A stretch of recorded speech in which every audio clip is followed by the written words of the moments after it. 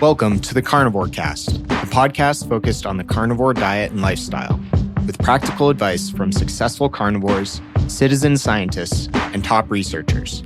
I'm your host, Scott Myslinski, and I'm here to speak with experts and experienced carnivores to get answers to your biggest and meatiest questions while helping you live your best life as a carnivore. If you enjoy the show, please consider supporting the Carnivore Cast on Patreon. By becoming a patron, you'll help us reach more people and continue to create content on carnivore. There are also exclusive perks available, such as private Q&As, consultations with me, and more. Become a supporter at patreon.com/carnivorecast. Check the episode description for the link. Thank you, and I'll see you there. This episode is brought to you by Electrolytes. We know that salt, potassium, and magnesium are essential minerals, especially for those on carnivore, keto, and low-carb diets to relieve hunger, dizziness, cramps, headaches, and keep so many of your bodily processes running optimally, including sleep, brain and mental health, hormonal health, your heart, immunity, and more. Electrolytes are convenient, evidence-based, and delicious. My wife and I have been using LMNT for years, every single day. They're great for fueling hard workouts, getting adapted and beating keto flu, fasting, traveling with them, and kickstarting your day with energy. They're used by Navy SEALs, Olympic weightlifters, jiu-jitsu athletes, and everyday people who want to make themselves better, like you and me. They're also founded by superhero Rob Wolf. LMNT is offering free, that's right, free people, LMNT sample packs to Carnivore Cast listeners. All you have to do is pay for shipping. Go to drinklmnt.com/carnivorecast to claim this awesome deal. That's drinklmnt.com/carnivorecast, one word, and I'll include a link in the show notes. Laura at Laura_primal is 25 and lives in Germany. Besides her work as an online health and fitness coach, she studies sport and exercise science.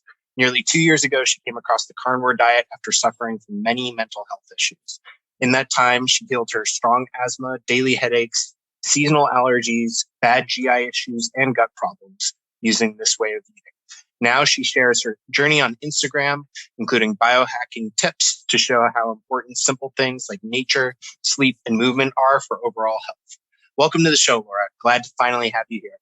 Yeah, thank you for having me. And I'm so happy to be here finally and that we can talk about many different topics. And I'm pretty excited about today.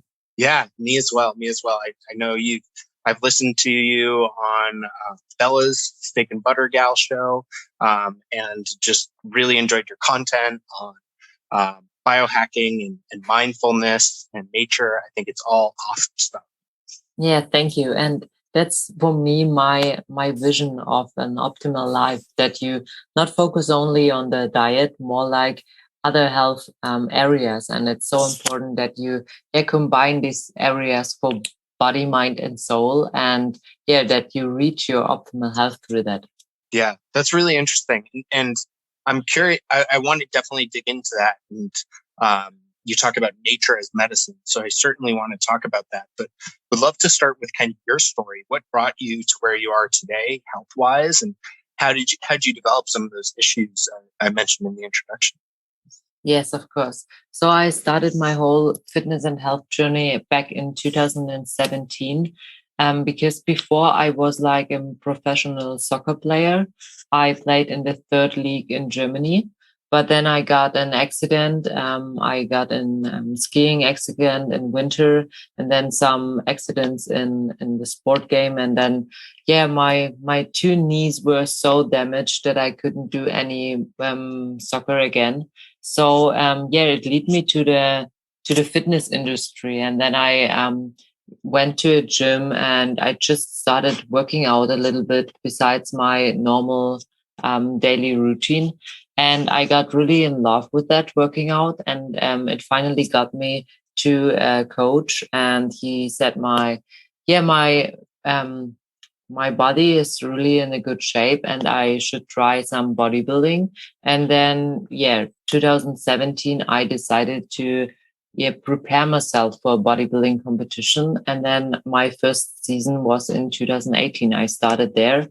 And so back in 2017, I had this normal fitness diet. So a high protein, less fat, moderate carb diet.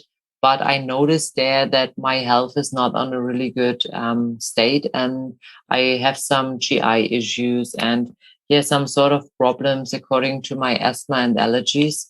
But back in the days, the results were more important than my health. And I was not in that, reflective state where I am now. And then after my bodybuilding competition, I really recognized that my body is not in a good state. And I suffer more from day to day. And with the reintroduction of some carbs back in, and then some processed food after the bodybuilding competition, like on cheat days or cheat meals, I really suffer with allergies and always felt like crap afterwards. And then in 2020, my health was at my lowest point. My asthma was so strong. I couldn't breathe. I couldn't do any sport. And overall, my health situation was such in a bad state that I definitely had to change something at that point. And that led me to the whole topic of researching a lot according to healing with food. It's really interesting. I think so much of your story, both myself and the audience will be able to relate to. But it's interesting that you came from that background of bodybuilding, where probably by outward measures, you looked like you were in the prime of your health and fitness, but inwardly, you noticed that wasn't the case. Yes, for sure. And then, like I said, in this time, I also trained really hard. So I trained for 7 times per week, and I always do excess amount of cardio on a day. But that also leads to overtraining and feeling like crap. And when you feel physically and mentally crap, then you were at that point where you definitely say, okay, you have to change something, because if not, then you ruin yourself. And that leads me to the whole topic of the digging in more deep into the nutrition. And then I came across paleo. So I tried paleo for at least half of a year, I guess. But I realized, my symptoms were not really better, a little bit better than before, but not that great. And then I researched a lot according to the ketogenic diet. And that was the first time where I definitely noticed some positive changes on my health. Yeah, that's interesting. Can you talk about like where you found that information and what you implemented first? Yeah. So according to my high activity level and according to my high interest in the nutrition, I read a lot of books in my past according to nutrition and different diet forms. So I was, pretty well knowledgeable about the ketogenic diet, but I always thought that it wouldn't be something matching for me, because I was always like higher protein and less fat. And the whole time I look back, I was always eating more like near to no fat. And I was always a little bit scared of fat. And that was the reason why I never tried that before. But then I researched in the internet and just on YouTube and some Instagram people. And then I looked for, going more into detail with the ketogenic diet, with the whole science behind it. And then it was like this switch in my head. And I really was like, okay, I will definitely try that, because I think that could work in my case. And so that after a long time researching and getting more the science behind it, I decided to give it a try. Interesting. And what did you find? What were the early days like? So the early days, I tried to reduce the amount of meals, because I was usually eating 5 to 6 times per day, to 3 to 4 to start with, and just to reduce the activity level of my gut, because I was always constantly bloated and have some pain in my tummy, and always that uncomfortable feeling. So I tried to reduce the a mere frequency in the first time, and then to reduce my carbs. And honestly, that was something which was not really hard for me, because in my bodybuilding competition time or my bodybuilding preparation, I always ate no carb. So it was not a big deal because I already knew that my body can handle it very well.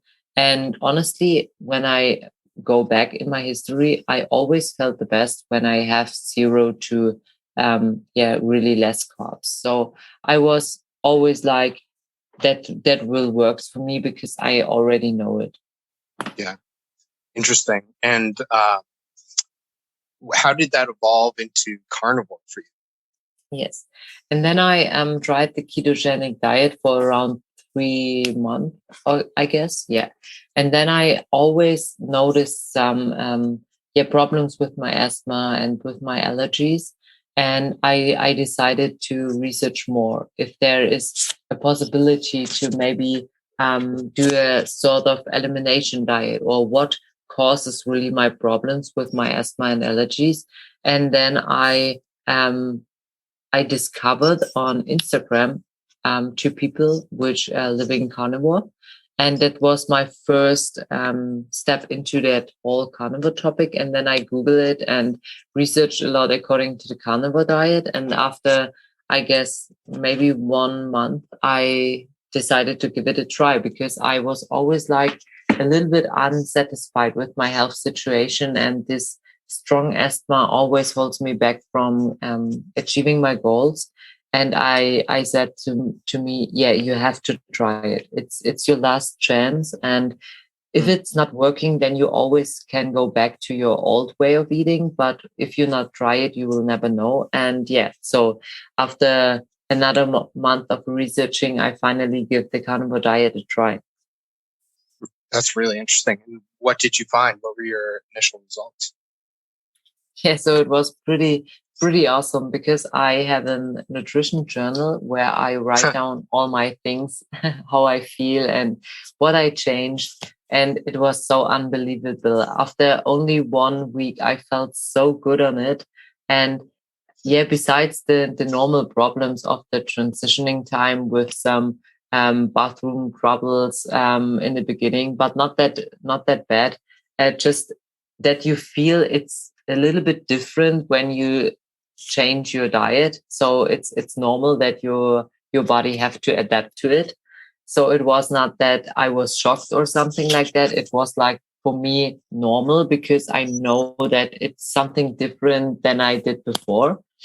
And after 1 week, I wrote down in my journal, wow, I felt so good. And it was unbelievable for me, because after 1 month of doing carnivore, I really felt the first big improvements, like my seasonal allergies were a little bit less, and then my asthma went better.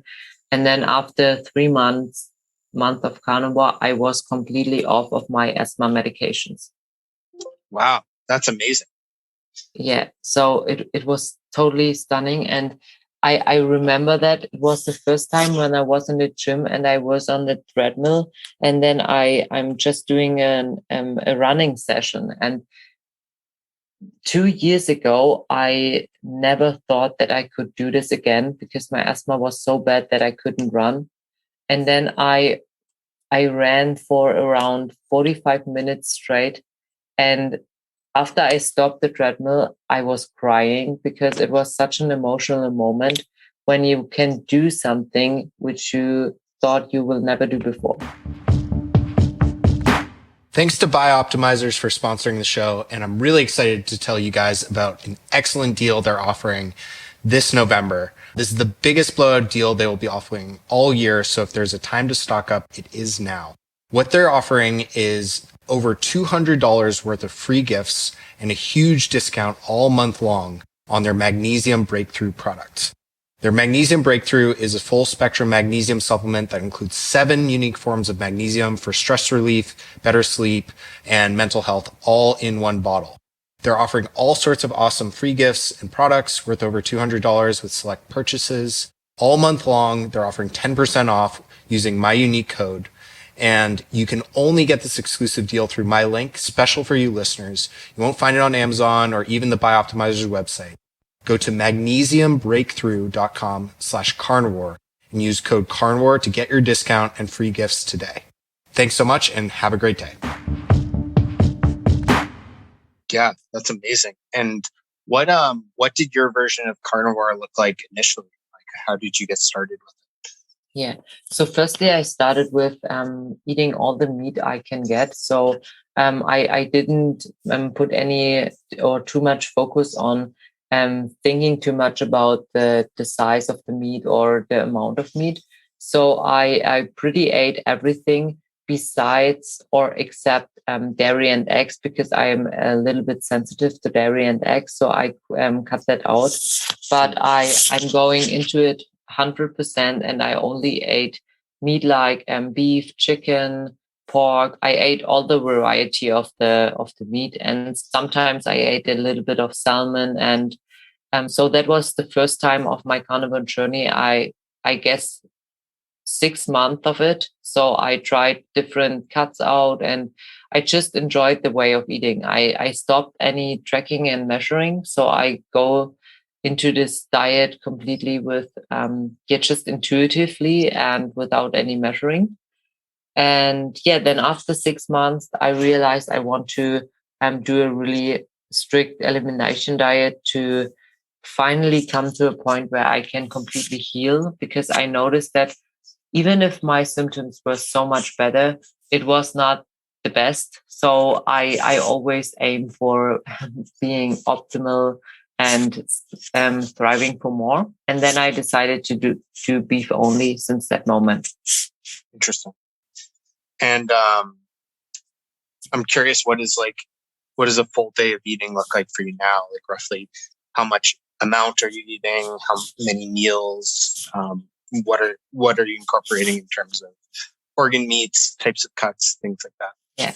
So a typical day now looks like that I focus on whole cuts of steak. So my main source is definitely beef, and I only ate steak since around 3 months or so. So I tried that ribeye only thing, just to see how my body reacts to it, and I feel awesome. I feel definitely the best since my whole carnivore journey. But I also included the last week some bone marrow and also some organ supplement, because I noticed that after my COVID infection, I had a lot of problems with my heart and with my lungs again. So I make sure that I fuel my body with the higher nutrient dense organ meats, just to make sure that I get more nutrients and minerals in. And then I ate two times per day. So I feel the best on it, because according to my high activity level, I have to eat a lot, and I couldn't eat that in one sitting. I feel not good when I do OMAD on this. So I pretty feel better when I have 2 meals and I ate breakfast and lunch, because I need the most of my energy over the day, and then I fast till the next morning. So that is basically my day. And honestly, I couldn't say how much it truly is. I have to track it because, like I said, I don't weigh or measure anything.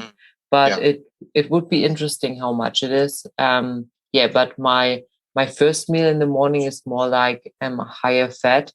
And then my second meal is always a little bit leaner. I feel the best on it. And I feel like, in the morning, I definitely crave more fattier cuts of steak like ribeye. And then I also add for my second meal some leaner cuts, for example, some filet or also some New York strip or sirloin. Yeah, it seems like a very smart approach, and somewhat similar to what I and a lot of others landed on in carnivore. And Laura, let's talk about some of the non-nutrition stuff, like nature as medicine. Why do you think that's so important, and how has it played a role in your own journey? So I think that's really a huge benefit for everyone, because in our modern world, we are so focused on getting our job done and then being the whole time inside. And then most of the people, especially here in Germany, have a job where they have to sit the whole day, and usually don't go outside. And when I do my walks, I never see any people outside walking around. And that keeps me thinking about how important it is to connect with nature again, because I realized it in my past when I have times where I couldn't go that often outside, that I feel like this mental negativity on my mind. And I always notice when I'm outside and when I do my walk, I feel so much better with it. And that keeps me really thinking about doing that whole primal approach of living and going back to more natural way of living. And I started with the whole primal living approach, I guess, 2 years ago, that time where I feel really bad, mentally and physically wise. And then I take some time and I sit down and I have my journal with me. And then I note down the things, what I wish for myself. And to that time, I really had a lot of things in my life going on. And I realized every time when I was in nature, I feel the best. And then I decided, okay, I will try to live as natural as possible and to disconnect from the modern world and go more on this primal approach where you really focus on moving a lot, being a lot time outside and try to sit less. So currently I'm sitting on the floor. So I try to avoid chairs because when you sit on the floor, you have to move constantly and it's better for your hips and your overall mobility. So there are so many things you can start with. And the best thing about it, the most things are really free. So you have the access and you just have to try to incorporate that into your day. And then most of the things are free. Yeah, I really like that. That seems like a very productive philosophy that's lost on a lot of people in today's age. And what are some other biohacking tips, Laura, that you like to practice or encourage others? Yeah, firstly, I would love to say that it's really important to know your circadian rhythm. That means your inner biology of the time. So when you research a little bit about that topic, you will see that it's really important to not be distracted by getting, for example, too less sleep or waking up too late in the day, so that you go on your inner clock, like I said. And so the first thing is that you maybe create a daily routine for your morning. So I always like to wake up every day the same time, that my body can adapt to the time. And it's usually in the summer at 5 a.m. So when the sun arises. So I always make sure that I wake up with the sun. And then I just have a morning routine for myself. And I honestly recommend this to everyone, to use the time in the morning, because then you can plan your day. You can set your mind right. You can do some stuff which you really enjoy. And I always start with drinking a glass of water and then immediately go after this outside and get fresh air in my move in and my walk in. And this is so important because the most of the people, when they wake up, they go on their phone and then maybe they are in a rush. They eat something and then they go to work. But that's pretty not the sense of living. I always want to make sure that I start my day really in a calm situation. So I always do after my walk some sort of meditation, some journaling, and also some cold shower. So that your whole body sets the tone in the morning for the rest of the day. Yeah, those are some awesome practices, and I think we could all use more of them in our lives. Talk about your fitness routine. You're obviously in amazing shape. If people haven't seen, check out Laura's Instagram. But how has that changed for you, and what is like a sustainable, holistic fitness routine look like for you today? Yeah, thanks for the nice words. And so I definitely make sure that I move a lot and that I have a high daily activity. And that is something I would recommend to everyone, that you just move around and that you even if you are on work, you have the 5 minutes to just move around and walk a little bit and get your activity level high. So I focus really on having my movement over the day. And then I also realized that it's definitely not needed to work out that often like I did before. It was definitely needed to build a good baseline of my physique or a good baseline of my muscles, but it was definitely too much at the end. So it's definitely not needed to work out that hard, or at least to say to work out that often. It's not needed. And these days, I really work out not that much that people think. So I focus on fitness for my health and not for building excess amount of muscles, was like to say that. But these days, it's more like 3 times per week. And then I focus on functional movements, on body weight movement, also some compound lifts like squat, deadlift. I really love that stuff. But I always have to say that I do some sort of primal movements and some yoga every day. So it's like I have a little bit of activity or exercise every single day. But when I focus on this really true workouts, it's not that much. So only 3 times per week. Got it. Yeah, seems really sustainable as well.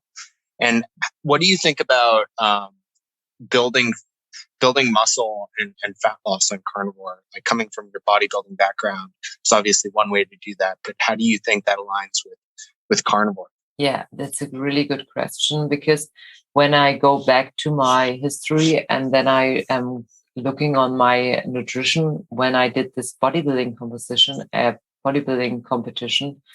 I realized that I ate carnivore to these days. And that was really interesting, because at that time I didn't know that it is carnivore, or I didn't know the name carnivore, but I realized that it works really well according to fat loss. And it's pretty interesting how to correlate that with muscle building, because even on these days where I stay pretty lean, I can maintain my muscle mass. And it's definitely when I eat more, it's possible to build muscles on carnivore. So it's really great for fat loss and for muscle building. I think it's a little bit different if you are a man or a woman, because as a man, you have to eat really, really much. So in your case, I listened to your story where you said that you have to eat more than 4,000 calories per day. Is that right? Yeah, that's right. Yeah. And that's sometimes really hard on carnivore to eat. So it's definitely a little difference for me as a woman at my weight and my height. It's not that hard to eat that calories, what I have to eat. And it's really easy to get in a surplus when I want to.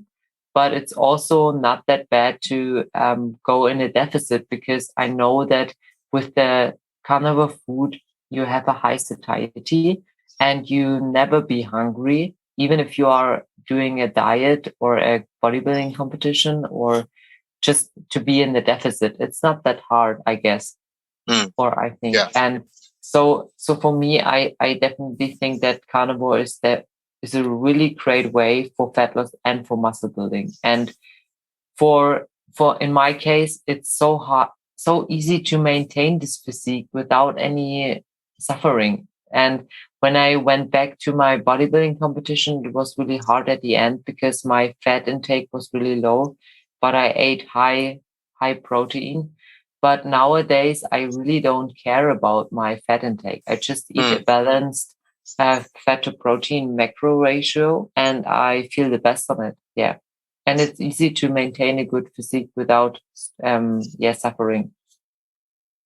Yeah, that's really interesting. And I think so many people think you really do have to suffer. And I don't like to err too much on the side of saying like carnivore makes everything easier. Because I think there are a lot of people who still struggle a lot with it, whether it's losing weight or building muscle. So I think it can be tricky. And to your point, there are cases where you have to troubleshoot and you have to change things up. I'm really glad that you found an approach that works well for you. Yeah, of course. And I have to admit that because everyone is so different. And I know a lot of people who struggle even on carnivore. So carnivore is not a magical diet. And I just want to clarify that, because when you talk about it and when you see some results on Instagram, you always like that, oh, wow, it must be so easy. I will eat meat and then I get this physique. But that's not that way. And I just want to say that carnivore is not for everyone. So there are some people who tend to be better on a other diet or to add some carbs back in. So it's not that everyone should eat carnivore, and everyone is so individual, and it's so hard for the nutrition topic. And a lot of people are not that well knowledge about the carnivore diet and maybe the science behind, and they didn't really know how their body feel on a certain way. So you have to be really careful about how you feel in your own body, and then to listen to the right signals. And some people have to learn that before they can change something. Yeah, that's very well said. And Laura, what are some of the goals you have with your account, with what you're doing on Instagram, your content? Where do you see it going?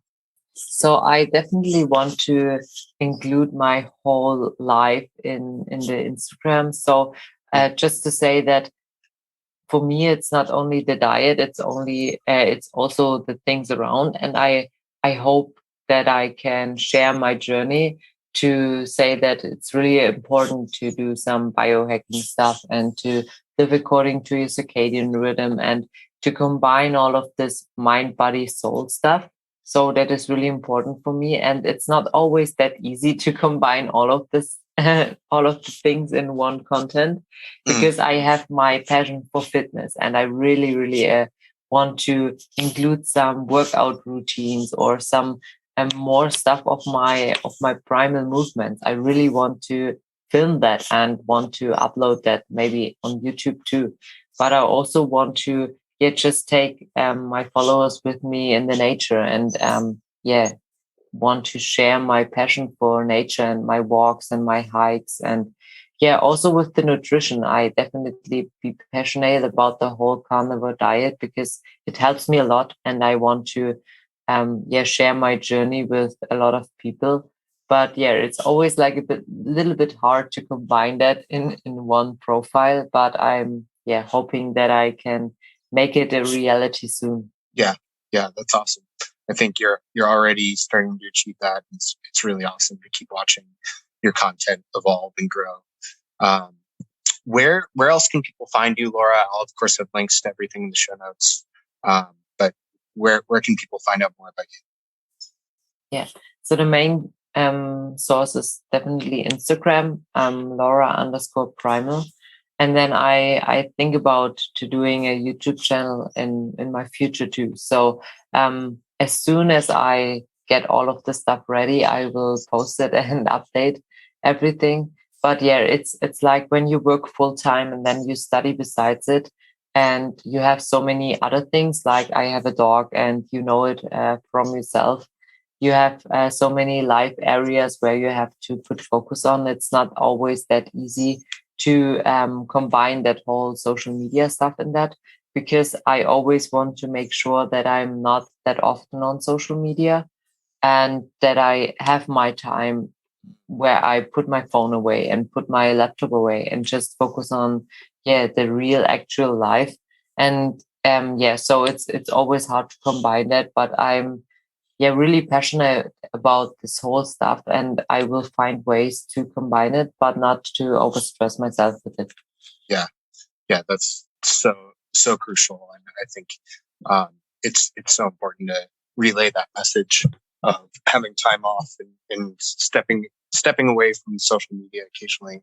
And it's hard in this community, I think, because a lot of us don't have people close to us who live this lifestyle or who we can talk about it with or learn from. And that's okay. It's great to get that from social media, but it's also important to connect with nature, connect with, real life in a sense, not that this isn't real life.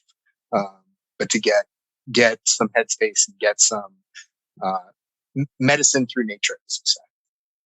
Yes, of course. And that's a really important part because like you said, in my area, there's nobody who eats carnivore, or at least I know some people here in Germany who are carnivore too, but they are too far away to see them on a regular basis. So it's really sad that you always get more negative input from the people around you according to your eating. And that's sometimes hard, especially when you are the only one who eats that way. But it's so cool that carnivore has a really big community, and I really enjoy to talk to so many people and to write with people who are already friends now, even if I didn't meet them in my life, but or at least the it's really rare that you found people who support you even they don't already know you or know you in actual life, in real life. But it's really nice to have support from so many people and to write about so many topics. And it's nice to have this community and to be able to talk about so many things in it. But like you said, it would be awesome if you have some people around you, you share your passion with it, but that's not always that easy. Yeah, absolutely. Well said. Well, thank you, Laura. This has been tremendous. Really great to get to know you better and to hear your story and your messages. I think you have such great insight for people, and I really encourage people to go and check out Laura on Instagram if you're not already. But thanks so much for your time today, Laura. Really appreciate it. Yeah, thank you for having me. And I have to thank you for all your great content. And like I said, it's really awesome to have the opportunity to talk here. And I really enjoy all of your episodes. So it's always my go-to driving list when I have to drive to somewhere. And you are doing an awesome job. And thank you for having me. Oh, thank you, Laura. I really appreciate that. If you enjoy the show, please consider supporting the Carnivore Cast on Patreon. By becoming a patron, you'll help us reach more people and continue to create content on carnivore. There are also exclusive perks available, such as private Q&As, consultations with me, and more. Become a supporter at patreon.com/carnivorecast. Check the episode description for the link. Thank you, and I'll see you there. Thank you for listening to this episode of the Carnivore Cast. If you enjoyed this episode, please review on iTunes. It really helps us out. And share it with a friend. What questions would you like answered, or who would you like to hear from in the carnivore research community? You can find me on Twitter, Instagram, and Facebook at Carnivore Cast, or go to carnivorecast.com. You can also email me at info@carnivorecast.com. I'd love to hear from you. Until next time, keep it carnivore.